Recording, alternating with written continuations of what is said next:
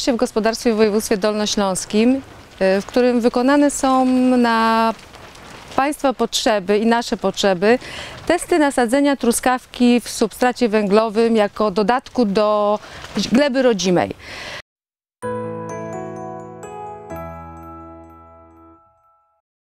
W przygotowaniach tego tunelu bardzo istotne było to, że nigdy wcześniej na tej glebie, co prawda, truskawka nie rosła, ale była prowadzona inna monokultura.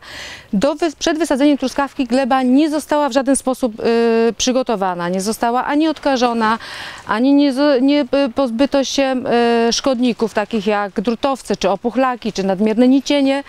Nie, i to było celowe, dlatego że wykonaliśmy mieszanki gleby, która się tutaj znajduje, w różnych proporcjach z węglem brunatnym, po to, by móc Państwu pokazać, jak roślina sobie radzi w takim substracie, w warunkach trudnych i pokazać to, że wszystkie kwasy humusowe, które podczas podlewania, opłukiwania się węgla dostają się do gruntu, tworzą niekorzystne dla szkodników warunki, przez co ich żerowanie jest naprawdę bardzo ograniczone.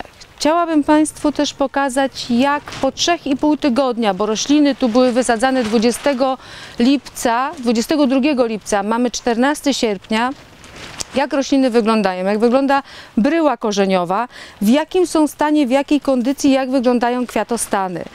Chciałabym również zaznaczyć, że różne kombinacje nasadzeń sadzonek, jakie były tu wykonane, a są to sadzonki typu tray, są też po to, by Państwu pokazać, jak w mieszance z węglem brunatnym one sobie radzą. I teraz są pojedyncze rzędy, tak jak Państwo widzą, w standardowych odległościach, są podwójne w standardowych, ale są też również bardzo gęste nasadzenia truskawki, gdzie chcemy pokazać, że system korzeniowy w wzbogaconym podłożu jest w stanie sobie poradzić nawet w dużym zagęszczeniu.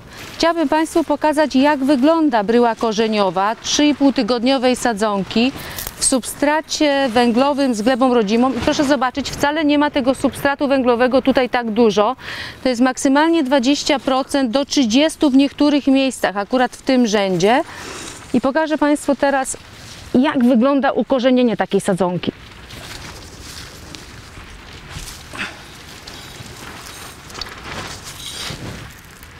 Proszę spojrzeć. Akurat trafiliśmy na taki moment, gdzie mamy spód węglowy i bardzo dobrze widać włośniki, które są bialusieńkie. Proszę zobaczyć, jak one się kształtują. Bialusieńki system włośnikowy. Proszę zobaczyć, ile jest kwiatostanów i jak zdrowa jest roślina. 3,5 tygodnia od posadzenia. Oprócz mieszanki węglowej z glebą rodzimą, która była tutaj zastosowana, były wykonane 2 zabiegi podlania płynnym preparatem węglowym, karbohumik, co pozwala na tej części tunelu zmniejszyć podlewanie o 1.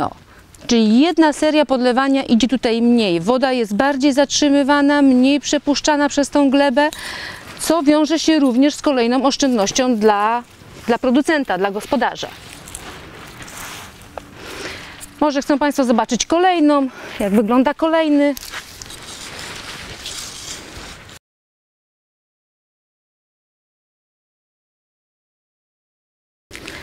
No, ciężko. Proszę spojrzeć, jak wygląda bryła korzeniowa 3,5-tygodniowej sadzonki. To jest mieszanka gleby rodzimej z substratem węglowym od 20 do 30% substratu węglowego. W prosty sposób wysypane w rzędy, wymieszane z glebą i wsadzona sadzonka. No przy takim systemie korzeniowym po 3,5 tygodnia, no to nie ma się co martwić, że ona się nie ukorzeni do zimy, to nie ma takiej możliwości. I to nam daje też spokój ducha, że jest w stanie ona sobie wiosną naprawdę dobrze poradzić. W tym gospodarstwie wykonaliśmy również test nasadzeń truskawki w węglu brunatnym mieszanym z glebą rodzimą, ale również mieszany z ziemią okrzemkową firmy Płemaguard Agro. Chcemy Państwu pokazać wiosną, jaką kondycję będą miały rośliny i jak ziemia okrzemkowa wpływa pozytywnie na rozwój korzenia u rośliny i w ogóle całej strefy ryzosfery. W tym miejscu był właśnie stosowany płynny roztwór węgla, czyli karbohumik. Chcemy pokazać Państwu, jak wygląda rost rośliny, witalność rośliny, kwiatostany, piękne kwiatostany. To jest sadzonka Mailing Centenary, również dostarczona z firmy AgriBroker w treju. A jak wyglądają sadzonki, gdzie nie był stosowany roztwór węgla karbohumik? W tym miejscu nie był stosowany karbohumik i widać, że rośliny są troszeczkę mniejsze. Widać też, że wykazują niedobory, problemy z pobieraniem pewnych składników, wapna na przykład, czego nie zauważamy w miejscach, gdzie był stosowany karbohumik.